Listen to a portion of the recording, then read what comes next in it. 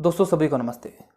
दोस्तों अपरिचित भारत परिवार के YouTube चैनल में आप सभी ने बहुत बार ऐसे वीडियोस देखे होंगे जिसमें मैंने जिहाद करने वाले जिहादी और जिहादियों के पूरे एजेंडे, जो जिहाद के जितने भी रूप हैं, उसमें अलग अलग स्तर पर कैसे कैसे कार्य होता है, कैसे कैसे आयोजित होते हैं, कैसे कैसे इन पूरे प्रकरण को अंजाम दिया जाता है। यह बहुत डिटेल से आपने बहुत सारे वीडियो में देखा होगा, चाहे वह लैंड जिहाद हो, चाहे वह खाना जिहाद हो, चाहे वह बिरयानी जिहाद हो, चाहे वह लव जिहाद हो, चाहे वह और किसी प्रकार के अन्य भिन्न भिन्न प्रकार के जिहादों की पूरी जानकारियां आपने अपरिचित भारत परिवार के साथ व अन्य जो सनातनी भाई वीडियोस बनाते हैं, जो जिहादियों के और उनके ऐसे खतरनाक मंसूबों को एक्सपोज करते रहते हैं, उनके बारे में आपने देखा होगा। परंतु अगर मैं आपसे ये कहूं, जिहाद को बढ़ाने के लिए, जिहाद को विस्तृत रूप देने के लिए और जिहाद का असल जिहादी आपके बीच में घुसे, इस चीज़ के लिए आपका हिंदू योगदान दे रहा है, आपके हिंदुओं के जो धर्म के मूल केंद्र हैं वो योगदान दे रहे हैं, तो आप क्या करेंगे? विश्वास होगा? नहीं होगा। मैं आपको एक वीडियो दिखाना चाहता हूं, पहले इस वीडियो को देखिए।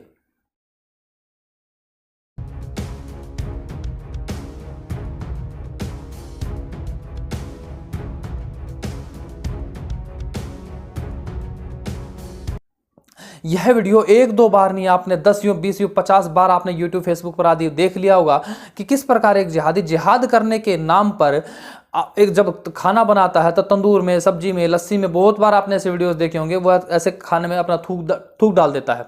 इस तरह के वीडियोस आपने देखे होंगे। पर मैं ये कहना चाह रहा हूं, जो अभी मैंने कहा, क्या आप ये सोच सकते हैं, कल्पना भी कर सकते हैं कि जिहाद कौन चाहता है? आपका हिंदू चाह रहा है, और हिंदुओं का जो मुख्य धर्म स्थल है वह चाह रहे हैं कि जिहाद हो। और उस जिहाद को किस प्रकार आपके हिंदुओं के बड़े केंद्र चाह रहे हैं, आज इसको एक्सपोज करूंगा कि हिंदू किस प्रकार जिहादी हो गया है और कौन लोग इसके पीछे हो सकते हैं। और आपकी बुद्धि में इसके बारे में कोई और विचार हो तो मुझे जरूर साझा करना। और यह वीडियो आज आपको अपनी ही मान्यताओं के ऊपर एक बार सोचने पर मजबूर करेगा कि ऐसी हमारी मान्यताएं हैं क्या वास्तव में हम इन मान्यताओं को धारण करने वाले हैं। तो दोस्तों इसमें व्यर्थ न करते हुए चलिए हम शुरू करें कि कैसे असल जिहादियों को हमारा हिंदू सपोर्ट कर रहा है। तो दोस्तों इसमें व्यर्थ न करते हुए चलिए शुरू करते हैं आज का वीडियो। हिमाचल प्रदेश, वह स्थान जहां से गंगा निकलती है, वह स्थान जहां से संपूर्ण भारत में आज भी ऋषि मुनियों का स्थान कहा जाता है, आज भी वह स्थान बड़े ही पवित्र नाम से, पवित्र बड़े ही श्रद्धा के साथ लिया जाता है, वह हिमाचल प्रदेश। और हिमाचल प्रदेश में ही हिंदुओं का एक विश्व प्रसिद्ध स्थान है, शक्तिपीठ ज्वालामुखी मंदिर। यह शक्तिपीठ ज्वालामुखी मंदिर भारत में हिंदुओं की मान्यताओं को बहुत लंबे समय से ढो रहा है। अब इस शक्तिपीठ में एक बड़ी ही रोचक घटना हुई है, मेरे लिए रोचक और हो सकता है आपके रोंगटे खड़े करने के साथ आपको गुस्से से लबालब कर दे, यह चीज आपके साथ हो सकती है। हुआ क्या है, आप गुरुद्वारों में गए होंगे, गुरुद्वारों में सेवा करते हुए आपने बहुत सारे सेवादारों को देखा होगा, सारे के सारे सिख, सारे के सारे सरदार। आपने मस्जिद में देखा होगा, जितने भी मस्जिद में सेवादार या सेवा कार्य करने वाले, मस्जिद में किसी तरह की जिहादी प्लानिंग करने वाले, सारे के सारे कौन? जिहादी मुसलमान। वहीं हिंदुओं के मंदिरों में जब आप देखेंगे तो यहाँ जो ज्वालामुखी मंदिर में हुआ है वह आपको चौंका देगा। हुआ क्या है, ज्वालामुखी मंदिर में 2 जिहादियों को परमानेंट नौकरी दी गई है, स्थायी रूप से नौकरी दी गई है। अब नौकरी किस चीज़ की? उनको नौकरी दी गई है लंगर सेवादार की। लंगर सेवादार अर्थात वहाँ भोजन बनाएंगे, भोजन की व्यवस्था करेंगे। तो मैं आपसे ये पूछना चाहता हूँ मेरे सनातनी भाइयों, मेरे हिंदू भाइयों, क्या वह जब वहाँ अंदर खाना बनाएंगे तो जो वीडियो मैंने अभी आपको थोड़ी देर पहले ही दिखाया, तो क्या वह है उस मंदिर, ज्वालामुखी मंदिर में बनने वाले भोजन में नहीं थूकेंगे? क्या उसमें पेशाब नहीं डालेंगे? क्या क्या नहीं डालेंगे? इसकी गारंटी कौन लेगा? और ये जो दोनों सेवादार हैं, जसनदीन और शकीन मोहम्मद, यह दोनों के दोनों मंदिर का जो पूरा आपको पता है कि भारतीय मंदिरों का अर्थात हिंदुओं के मंदिरों को सरकार द्वारा नियंत्रित किया जाता है, सरकार द्वारा उनको नियुक्तियां की गई हैं। जबकि मस्जिद हो, गुरुद्वारा हो, वहां पर उनके धार्मिक लोगों द्वारा ही उनके व्यक्तियों का चयन होता है। तो मैं आपसे पूछना चाहूँगा, आपके मंदिरों के ऊपर किसकी नज़र है जो ऐसे जिहादी मानसिकता वाले, या देखो उनकी मानसिकता जैसी भी हो, भले ही उनकी श्रद्धा प्रेम की हो, तो फिर भी वह उसकी मान्यताएं अलग हैं, वह हिंदुओं के प्रति मानता अलग है, उसकी धारणाएं अलग हैं, वह हिंदुओं को काफिर मानता है। देखो कोई भी मुसलमान होगा वो कुरान का पक्का होगा ही होगा। अगर कुरान का पक्का नहीं है तो ये समझ लो वो मुसलमान नहीं है। अगर कुरान का पक्का हर मुसलमान अपने आप को कहे तो यह निश्चित जान लो वह हिंदुओं को काफिर मानता है। काफिर को, बुतप्रस्तों को गला काटने का कुरान सीधा सीधा अनुमति देते हैं। और ऐसी मानसिकता वालों को अगर हिंदुओं के मंदिरों में नियुक्ति मिले और वो भी भोजन बनाने के लिए, लंगर सेवादार के लिए, सरकारी नौकरी अर्थात आधिकारिक रूप से बिल्कुल उसको कभी नहीं हटा सकता, इस प्रकार का अगर कोई उसकी व्यवस्था कर दी जाए तो ये जान लो उस कमेटी के लोग भी उसी व्यवस्था से जुड़े हुए हैं जो कहीं ना कहीं उन जिहादियों को सपोर्ट करते हैं, भले उनका नाम कुछ भी हो। और जब यह खबर बाहर प्रचारित हुई तो हिमगिरी हिंदू महासभा के जो अध्यक्ष है किशन शर्मा और दूसरा जो अंतर्राष्ट्रीय केसरिया हिंदू वाहिनी जो सभा है, उन जैसी बड़ी सभाएं इसके विरोध में आई हैं। और विरोध में आने का परिणाम कम से कम ये तो हो गया है कि उन दोनों मुसलमानों को कहूँ या जिहादियों को कहूँ या आप जो भी उसको आप संज्ञा देना चाहें वो देवें, उनको वहां से निष्कासित कर दिया गया। परंतु दुर्भाग्य देखो, दबाव देखो, दबाव यह है कि वह वहां से निकाल दिए गए हैं, सेवा का कोई कार्य नहीं करेंगे, लंगर सेवादार नहीं रहेंगे, फिर भी वह मंदिर कमेटी उन दोनों को मासिक सैलरी देती रहेगी।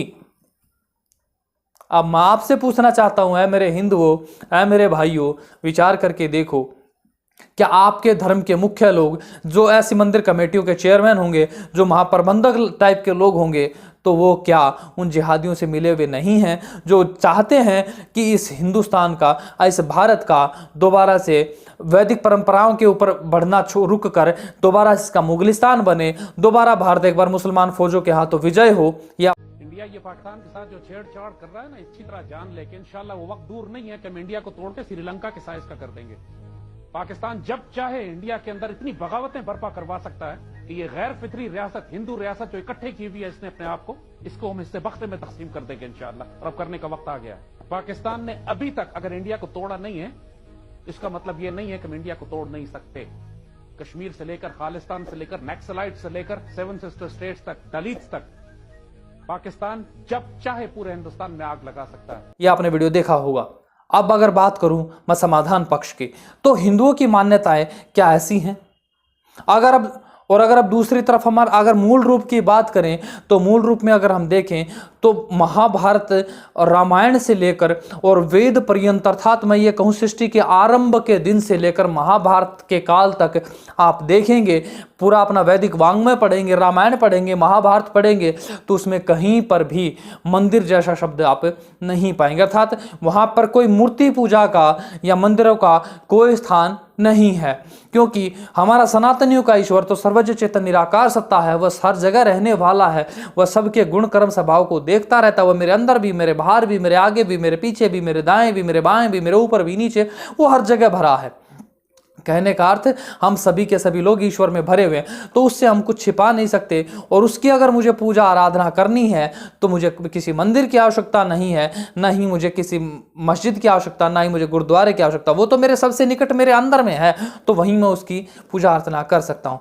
परंतु वेद से भटका हुआ मेरा हिंदू, अपनी सनातन मान्यताओं से हटका हुआ हिंदू, अपने वैदिक ऋषियों से हटका हुआ हिंदू और अपनी महान परंपराओं को वेद के मार्ग से विमुख होकर अपने आप को अंधविश्वासों में जीने वाला मेरा हिंदू आज ऐसे दर-दरों पर भटकता रहता है और आए दिन उसकी आस्थाओं पर थू-थू होती रहती है। और यही थू-थू अब हिमाचल प्रदेश में हुई है, कल ये आपको कर्नाटक में मिलेगी, कल आपको ये राजस्थान में मिलेगी, हरियाणा में मिलेगी, पंजाब में मिलेगी, उड़ीसा में मिलेगी, आए दिन तो आप देखते हैं। और क्या आप भूल गए सोमनाथ मंदिर के साथ क्या हुआ था, काशी विश्वनाथ के साथ क्या हुआ था? सब यही हुए थे। परंतु मैं मेरे हिंदुओं, मैं आपकी भावनाओं को आदर नहीं करूंगा, परंतु मैं जानता हूं और आपके जो अंतर में जो आपका जो ईश्वर बैठा है, जो आपकी आत्मा है, वो सत्य जानना हारा है। तो अब मैं आपसे कहूंगा अपनी वैदिक परंपराओं को छोड़ो, ये बुत परस्तों की परंपराएं हमारी नहीं है, यह तो आपकी आक्रांताओं की दी हुई परंपराएं हैं। हम उन परंपराओं को छोड़ दोबारा से आए अपने वैदिक मत की ओर, जहां सर्वज्ञ चेतन निराकार ईश्वर की सत्ता का हम पूजा आराधना करें, वही हमारा ईश्वर है। और ऐसी परंपराओं को छोड़ दें जो आपकी संस्कृति का नाश करे, आपके देश का नाश करे। ऐसी इन चीजों के साथ अगर हम बढ़ेंगे तो निश्चित जानो आप अपने धर्म को भी बढ़ा ले जाएंगे, अपने राष्ट्र को बचा ले जाएंगे, अपनी संस्कृति को बचा ले जाएंगे।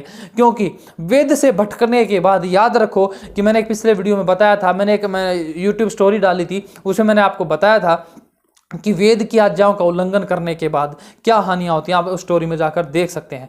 हानि सबको उठानी पड़ेगी। तो हम अगर कोई हानि से बचना चाहें तो आओ वेद की शरण में, और ऐसी जो महासभाएं हैं उनको, जो अध्यक्ष हैं उनको इतना भयंकर रूप से लताड़ो, उनको इतनी भयंकर वो वाली मार मारो, मुजाहिद तो कभी ना मारे परंतु हम उनको ऐसी मार मारे। और यह जितने भी मंदिर परिसर हैं, क्यों ना हम इनको दोबारा से अपने वैदिक गुरुकुलों में शिफ्ट करें, जहां पर हमारे दोबारा से वेद शास्त्रों की पढ़ाई हो। जब मस्जिद में कुरान पढ़ाया जा सकता है तो मंदिर में आपका वेद क्यों नहीं पढ़ाया जा सकता।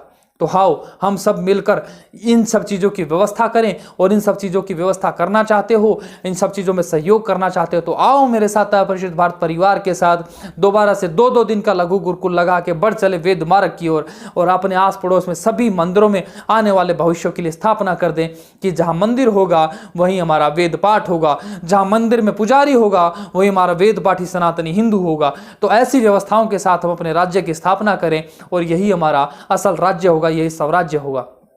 तो दोस्तों, बात को ज़्यादा लंबी न करते हुए मैं अपनी वाणी को विराम देना चाहूँगा। और आज के वीडियो के बारे में आप सभी की क्या राय है ये मुझे कमेंट बॉक्स में जरूर बताओ। इंस्टाग्राम पर डीएम करो, फेसबुक पर कमेंट करो।